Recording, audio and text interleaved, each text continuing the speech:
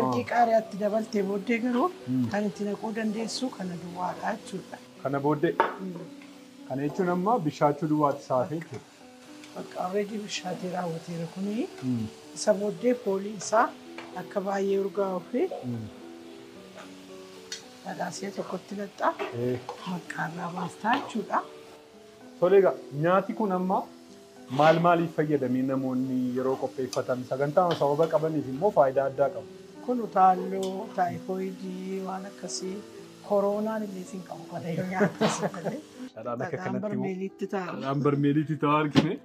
Kunis immoo wanta tokko kabajamtoota daawwattoota keenya sagantaan oolmaa koo kun lafa nu geessine hin jiru. Kanas argaa jirra. Mee amma maammeen garee isaa nu geessiti laata? Oolmaa ishee keessaa kutaa kana ilaaluun wanta kutaa kanatti hir'ate. Garuu an isin bukkeen jira, isinii wajjin beelaan jira, isinii wajjin rakkachaan jira jedheema miira koo itti ibsuufan deema yeroo baay'ee malee wanti hin geessu si'a baay'ee waanuma torban tokko isaan gargaaru illee miti waan guyyaa tokko guyyaa lamaati. Biyya kana keessatti garmalee xiqqaadha. Baay'achuutu baay'atee baay'een barbaada maaliif akkuma sabi keenya baay'een jiru. Kutaa kana ilaallu galle? Maal faati jira? Kun lafa namni taa'udha. Kun kichiniidha. Kutaan kun?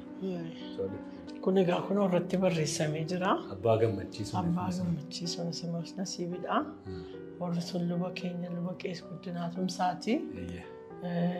Gamallee bobaarotumsaati.